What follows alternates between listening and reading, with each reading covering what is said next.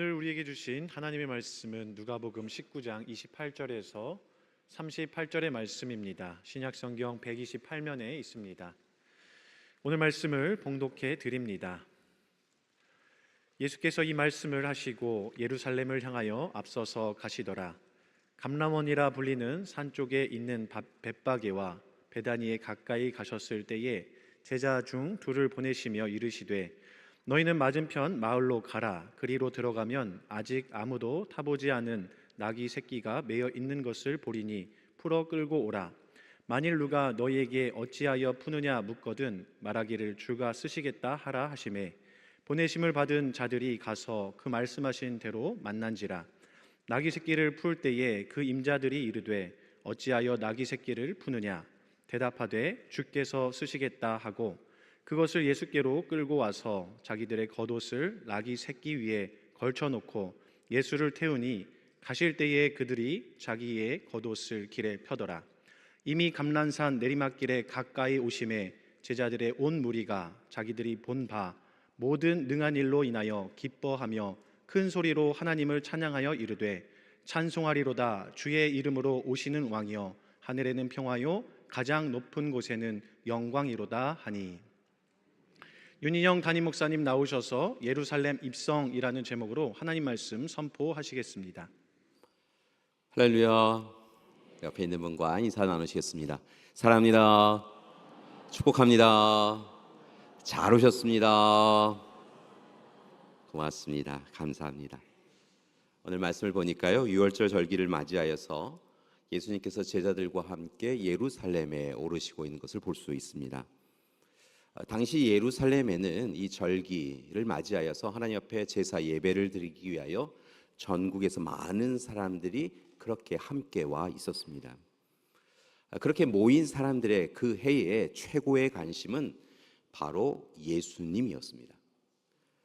갈릴리에서 갑자기 나타난 젊은 지도자, 율법을 잘 알고 또한 한 걸음 더 나아가 복음에 대하여, 하나님 나라의 복음에 대하여 전하며 놀라운 이적과 기적을 행한다라고 하는 예수님을 보기를 원하는 사람들이 그렇게 예루살렘에 함께하고 있었다는 것이죠. 그리고 세례 요한을 이어서 세례 운동을 진행하고 있는 예수님에게 세례를 받고자 하는 마음들도 그들에게 있었습니다. 특별히 그들이 표적과 이적과 기적을 행하시는 예수님의 이야기를 들었기에 또한 그들이 있는 곳에 예수님께서 찾아와 주셔서 놀라운 기적을 행해 주시기를 원하였는데요, 특별히 얼마 전에 베다니에서 나사로를 살리셨다라고 하는 이야기를 듣고 죽음마저 이기시는 그런 예수님의 모습을 그들이 마음에 품고 그들이 오랫동안 간구했던 기도의 제목이 성취되기를 원하며 예수님을 꼭 만나면 좋겠다라고 하며 예수님에 대한 소식을 귀 기울여 듣고 있었다는 것이죠. 그리고 마침내 예수님께서 제자들과 함께 예루살렘을 향하여 안식 후 첫날 나아가십니다. 그런데 이런 예수님의 모습을 찬찬히 살펴보니까 백성들이나 제자들이나 알지 못하는 예수님의 또 다른 마음이 있었다라고 성경은 기록하고 있지요. 예수님을 기다리는 사람들, 예수님과 함께 오르는 제자들의 마음에는 이제 예수님이 이 땅에 오시면, 예루살렘에 오시면 참으로 귀한 것을 얻을 수 있겠다, 높은 자리에 오를 수 있겠다, 많은 것을 보고 또 많은 것을 누릴 수 있겠다라고 하는 그런 마음으로 예수님을 기다리고 있었다고 한다면, 예수님은 오히려 이 시간이 마침내 하나님이 예배해 주신 시간임을 아시고 묵묵히 기도하며 예루살렘으로 오르셨던 것을 볼 수 있습니다. 예수님은 아셨다는 것이지요. 하나님께서 자신을 이 땅에 보내신 이유와 목적을 분명히 알고 계셨다는 것입니다. 하나님이 예수님을 왜 이 땅에 보내셨습니까? 그것은 죄와 악으로 인하여 죽음에 이를 수밖에 없는 인류를 마침내 온전히 구속하고 구원해 주시기 위하여 예수님을 대속제물로 죽이기 위하여 이 땅에 보내어 주신 것이지요. 그렇게 자신의 생명을 내려놓아야 되는 때, 하나님의 뜻에 맞추어서 백성들을 위하여 자신을 희생해야 되는 때가 바로 이때인 것을 예수님은 아셨기에 그렇게 하나님의 말씀에 순종하여 세상 사람들의 바람과 원함을 성취하기 위한 것이 아니라 하나님의 뜻, 하나님의 마음, 하나님의 계획을 성취하기 위하여 예수님은 예루살렘으로 오르고 계셨다는 것입니다. 그리고 예루살렘에 오르시는 예수님에 대한 이야기를 오늘 누가복음은 아주 특별한 사건 두 가지를 이야기하며 예수님의 마음을 알아채야 한다라고 우리에게 이야기하고 있는 것을 볼 수 있습니다. 오늘 다른 복음서에는 잘 나타나지 않는 두 가지 에피소드가 이 누가복음에 나타나는 것을 볼 수 있습니다.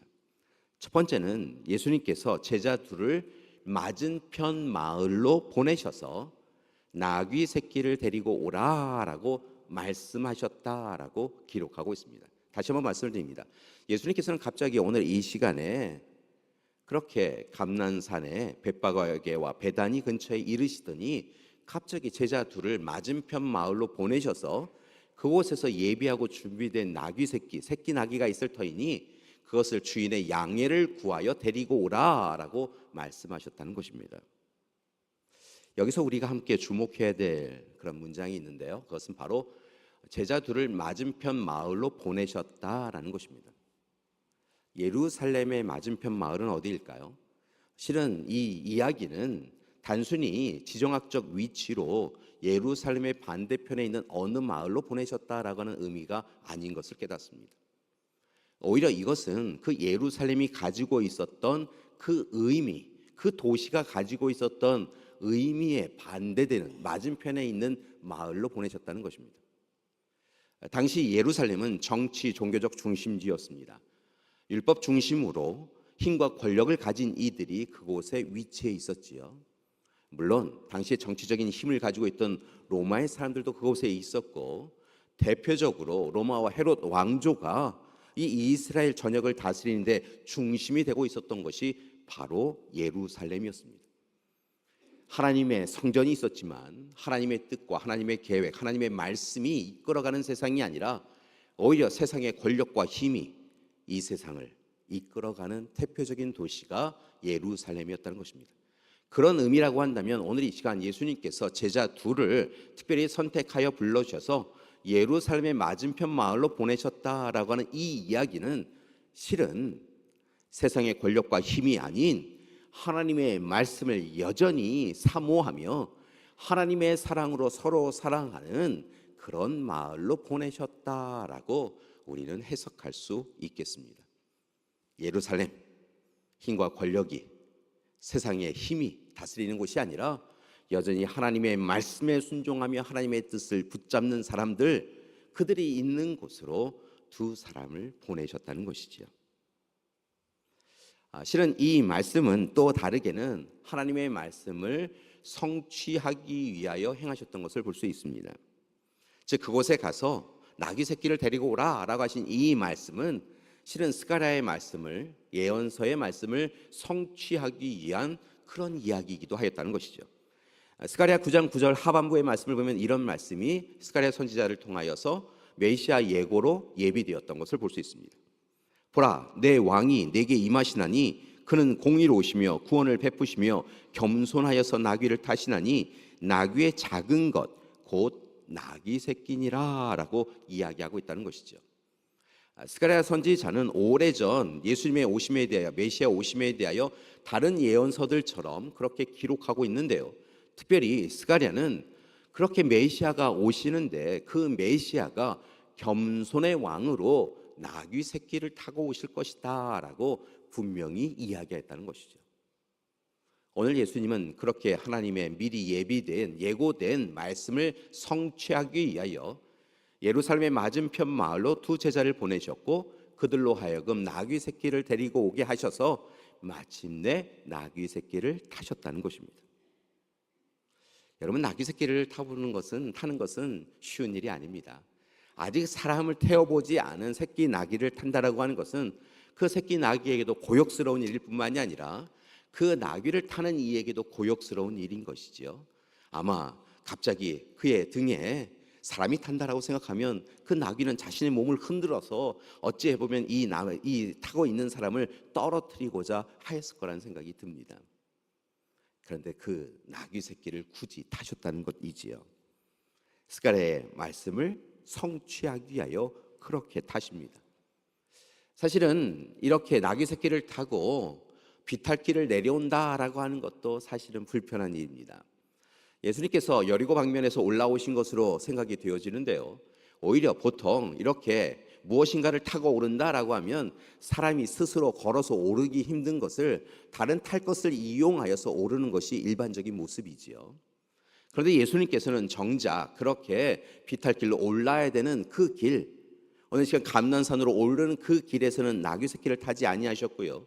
오히려 감난산에 오르신 다음에 벳바게와 베다니에 이 귀한 다른 마을로 사람을 보내셔서 나귀 새끼를 가지고 오셔서 이제 비탈길을 내려가야 하는데, 이 예루살렘으로 가기 위해서는 먼저 비탈길을 내려가고 그 다음에 예루살렘을 향하여 올라가야 되는 이 길 가운데에서 이 나귀 새끼를 타셨다는 것입니다.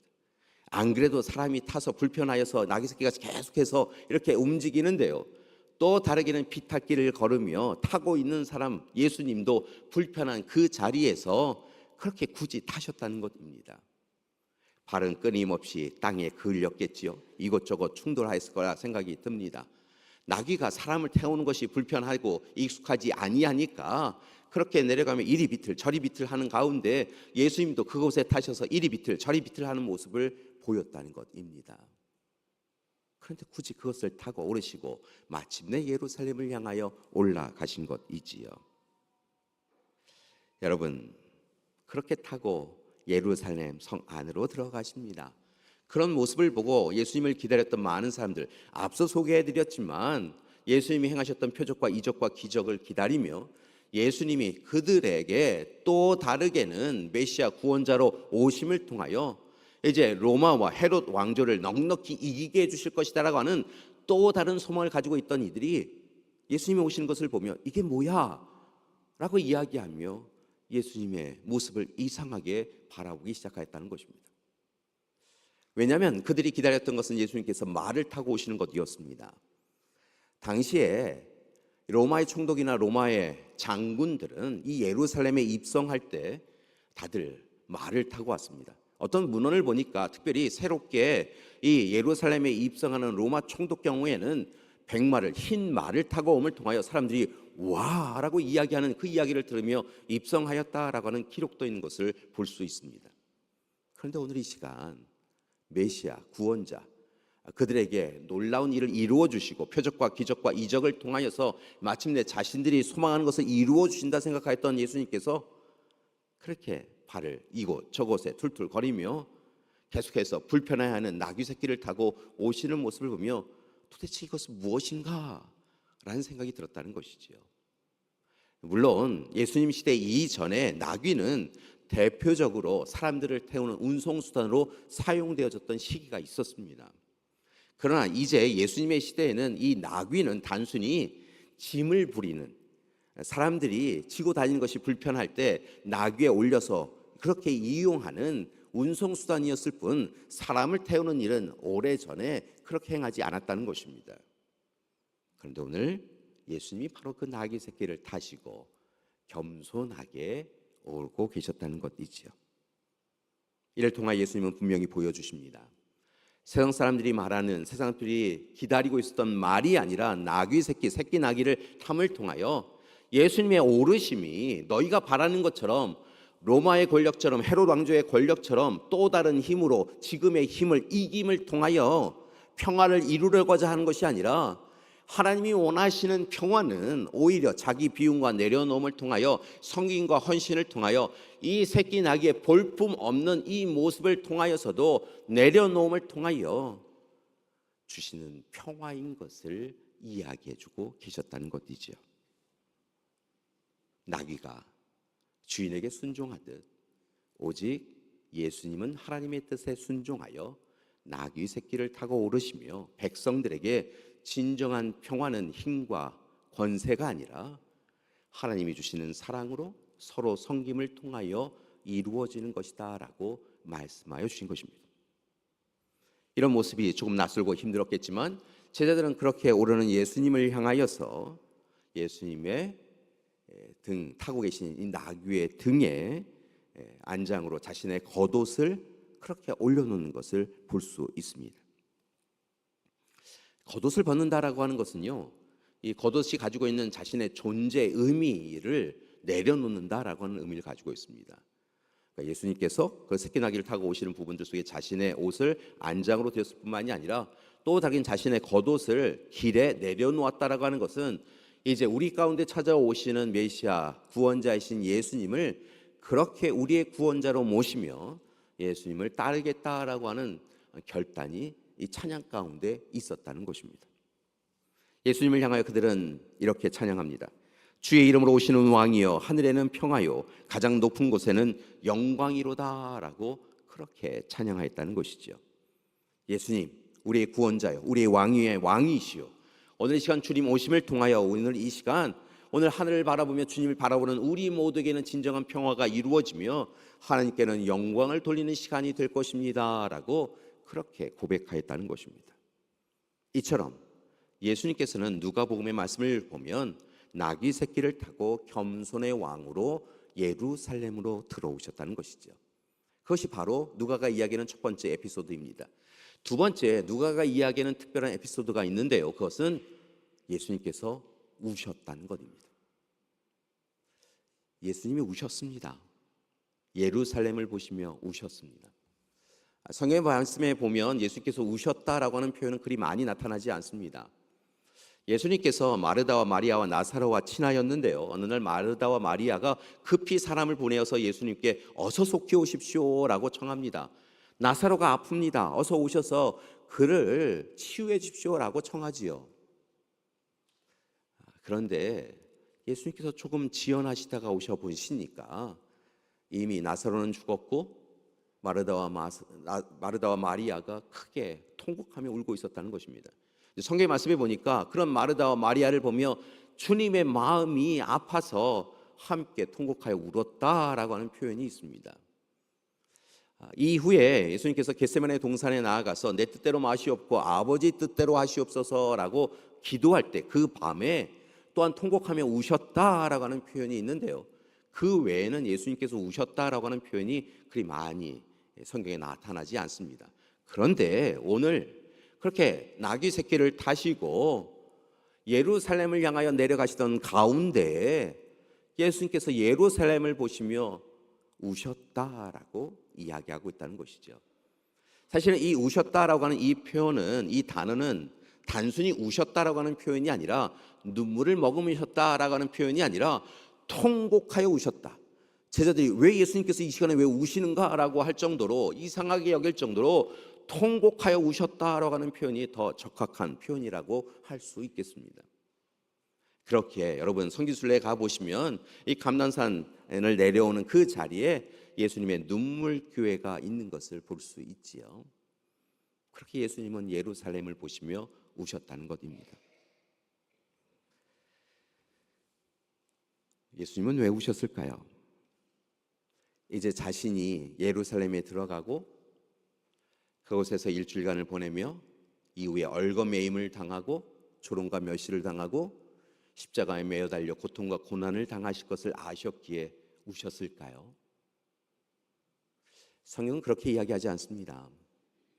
예수님은 자신의 안위 때문에, 자신의 고난과 고통의 시간이 예비되었기 때문에 울었다라고 이야기하시지 않습니다. 예수님은 오히려 예루살렘 성읍에 거주하고 있는 백성들로 인하여 우셨다라고 이야기합니다. 여전히 죄와 악 가운데 머물며 살아가며 교만하고 자만하여서 탐욕과 욕망을 감추지 못하고 살아가며 죄 가운데 있으면서도 지금이 좋사오니라고 이야기하며 살아가고 있는 그 백성들에게 결국 심판과 징계가 임할 것을 아셨기에 그들을 바라보며 예수님은 우실 수밖에 없었다는 것이죠. 자신이 당할 고난 때문에 우신 것이 아니라 어리석은 백성들이 죄와 악으로 인하여 힘겨운 시간을 보낼 것을, 예루살렘 성이 돌 위에 돌 하나도 존재하지 않을 정도로 완전히 무너질 것을 예수님은 이미 알고 계셨기에 그들로 인하여, 그들의 아픔으로 인하여 눈물을 흘리셨다라고 성경은 기록하고 있는 것입니다. 그리고 이제 이어지는 말씀을 보면 예수님은 그렇게 겸손의 왕으로 나귀 새끼를 타시고 눈물을 흘리시며 예루살렘 성 안으로 입성해 가십니다. 사실은 누가복음은 앞서 소개해드렸던 대로 겸손의 왕으로 나귀 새끼를 타셨다, 그리고 우셨다라고 하는 표현에 대해서는 조금 많이 서술한 데 반하여 예수님께서 예루살렘에 정작 오르시는 장면에 대해서는 간략하게 소개하고 있는 것을 봅니다. 이 일을 통하여 예수님의 마음, 예수님의 생각을 이 누가복음을 읽는 이들에게 더 마음에 품으라라고 이야기하고 있는 것 같습니다. 그렇게 오늘 이 시간 우리는 예수님이 입성하시는 그 장면에 대하여 병행 구절인 다른 복음서의 말씀들을 함께 인용하여 살펴볼 필요성이 있는데요. 예수님이 오르시는 장면을 기록하고 있는, 예루살렘 입성하시는 장면을 서술하고 표현한 여러 성화들이 있습니다. 그 중에 한 성화를 여러분에게 보여드립니다. 성화를 하나 보여주시겠어요? 바로 이 장면인데요. 화가들에 따라서 조금씩 다르게 표현을 하였습니다. 오늘 예수님께서 이 나귀 새끼를 타고 계시는데요. 그 옆에 나귀 새끼를 또 다르게 데리고 오신 것을 보아서 또 다른 성화의 화가들은 오히려 이 어미 나귀보다는 나귀 새끼 타신, 그래서 발이 여전히 땅에 그을리고 있는 예수님의 모습을 그렇게 표현하기도 합니다. 제자들을 비롯한 많은 사람들이 예수님 앞에 엎드려 부복하지요. 그들의 옷을 벗어서 땅에, 이 길에 그렇게 깔아놓는 것을 볼 수 있습니다. 자, 그런데 오늘 말씀해 보니까 그렇게 하고 있는 이들 가운데 제일 뒤쪽에 보면 사실은 종려나무 가지를 흔들고 있는 사람들이 있는 것을 우리는 볼 수 있지요. 백성들은 이 종려나무 가지를 흔들며 자신들에게 기쁨을, 또한 소망을 허락해 줄 메시아이신, 구원자이신, 다윗과 같은 왕이신 예수님을 기다리며 그렇게 환영하고 있는 것을 봅니다. 사실은 오늘 종려주일인데요, 이렇게 종려나무 가지를 흔들었기에 종려주일로 우리가 지키고 있는 것이죠. 그런데 이 종려나무 가지는 예루살렘에는 있지 않습니다. 그래서 오히려 여리고에서 종려나무 가지를 꺾어서 들고 올라와서 예수님을 맞이하고 있는 것이죠. 그들은 열심히 그 종려나무 가지를 흔들면서 이야기합니다. 호산나 다윗의 자손이여 찬송하리로다.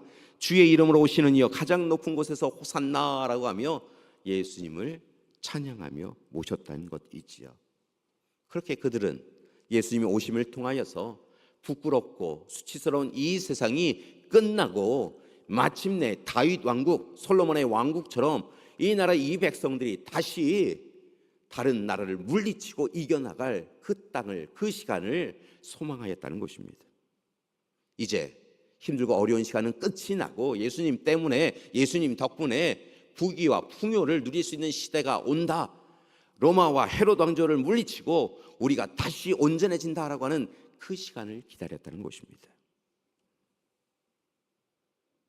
그러나 그것은 주님의 오심, 주님의 예루살렘 입성의 목적이 아니었고, 결국 그들은 한 주간이 지나기 전에 그렇게 환영하였던 예수님을 죽이라, 그를 죽이라 라고 외치는 자리에 서게 되었다는 것이지요. 오늘 우리도 성의 말씀을 통하여 예루살렘에 오르시는 예수님의 모습을 뵙습니다. 특별히 그 중에서도 누가복음이 기록하고 있는 두 가지 에피소드에서 기록하고 있는 나귀 새끼를 타고 오르시는 예수님의 모습을 뵙습니다. 겸손하시기에 이 땅에 진정한 평화를 이루기 위하여 순종하여 오시는 예수님의 모습을 뵙습니다. 특별히 예루살렘의 죄악된 모습을 보며 우시는 예수님의 모습을 뵙습니다. 그리고 우리의 모습을 들여다봅니다. 어찌 생각하면 우리도 예수님이 오르시면 예수님 때문에, 예수님 덕분에 다윗 왕국과 같은 강력한 나라가 세워질 것이다라고 하는 소망으로 우리도 주님 오심을 바라보고 있는 것은 아닌지 생각이 듭니다. 나의 탐욕과 욕망을 이루어 주실 예수님이 드디어 오셨다. 표적과 이적과 기적을 행해 주시며 오늘 시간 내 삶을 지켜주실 그분이 오셨다라고 하며 우리도 예수님을 바라보고 있는 것은 아닙니까? 그렇기에 오늘 이 시간 나귀 새끼를 타고 오시는 겸손의 왕을 바라보시며 자신의 기대를 충족하지 않았기에 왜 저렇게 오실까라고 하며 의문을 가지며 예수님을 바라보고 있는 것은 아닙니까? 오늘 이 시간 여전히 죄된 가정과 교회와 세상을 바라보며 우시는 주님을 애써 회피하고 외면하며 지금이 좋사오니 하며 우리가 살고 있는 것은 아닙니까? 주님은 우리를 위하여 눈물을 흘리시는데 우리는 조금도 눈물 흘리지 아니하며 그저 자신의 탐욕과 욕망이 이루어지는 것을 기뻐하며 살고 있는 것은 아닙니까? 그렇게 오늘 이 시간 우리를 위하여 이 종려주일 예루살렘을 오르시는 주님 앞에서 우리는 두렵고 떨리는 마음으로 다시 설 수밖에 없습니다. 사랑하는 여러분, 2025년 이 종려주일 함께 주님과 함께 예루살렘을 오르는 우리가 되기를 소망합니다. 겸손의 왕으로 오셔서 나귀 새끼를 타고 나아가시는 그 주님 뒤에서 주님 마음 깨닫고 한 걸음 한 걸음 묵묵히 기도하며 나아가는 우리가 되길 소망합니다. 우리를 위하여 펑펑 통곡하며 우시는 그 예수님의 모습을 잊지 마시고 더 이상 죄와 악에 거하지 마시고 주님 앞에 주님이 기뻐하시는 삶을 실천해가는 우리가 되기를 소망합니다. 오늘 이 시간 주님 사랑, 십자가 사랑 감사하며 그저 멀찌감치해서 관람자로 살아왔던 관객으로 살아왔던 우리의 신앙을 멈추고 자기를 부인하고 자기 십자가를 지고 주님과 함께 예루살렘으로 그리고 마침내 골고다 언덕으로 오르는 우리가 되기를 소망합니다. 사랑하는 여러분, 다가오는 한 주간 주님 앞에 서시는 우리가 되기를 소망합니다. 진정한 회개와 돌이킴을 통하여 새로운 삶을 실천하는 우리가 되기를 소망합니다. 오늘 이 시간 주님과 함께 예루살렘에 오릅시다. 주님과 함께 골고다 언덕길로 오릅시다. 그리고 오랫동안 회피하고 외면하였던 자기의 십자가를 지고 주님 곁에 우리의 몸을 들이우는 우리가 되기를 간절히 소망합니다. 인류에 가장 먼저 해야 될 것은 예루살렘에 오르는 것입니다. 우리 옆에 있는 분에게 이렇게 인사하셨으면 좋겠습니다. 예수님과 함께 예루살렘으로 갑시다. 예수님과 함께 골고다 언덕길을 오릅시다. 감사한 것은요, 주님이 우리의 손을 꽉 붙잡고 함께 해주실 줄 믿습니다. 우리 곁에 있는 믿음의 가족들이요, 서로의 손을 꽉 붙잡고 함께 오를 수 있게 되어줄 줄 믿습니다. 2025년 종려주일, 고난주간, 성금요일 모든 시간들 가운데 오직 주님 곁에서 주님 당하신 고난과 고통 함께 견뎌내고 마침내 주님과 함께 죽고 주님 은혜로 부활의 날 함께 부활할 수 있는 우리 되기를 간절히 기도드립니다. 함께 기도하시겠습니다. 사랑의 주님, 오늘 이 시간 예루살렘으로 오르시는 주님 곁에 주님 뒤에 거하기를 소망합니다. 겸손하셔서 나귀 새끼를 타고 오신 주님 뒤에 서게 하여 주시옵소서. 우리를 위하여 우신 주님이심을 깨닫고 주님의 마음 붙잡고 여전히 우리를 위하여 우실 수밖에 없는 주님의 그 삶, 그 모습 기억하고 다시는 부끄럽지 않은 삶을 살아가는 우리 되게 하여 주시옵소서. 그렇게 이번 한 주간 십자가를 향하여 골고다 언덕길을 향하여 나아가는 우리 믿음의 가족들 될 수 있도록 도와주시옵소서. 예수님의 이름으로 기도드립니다. 아멘.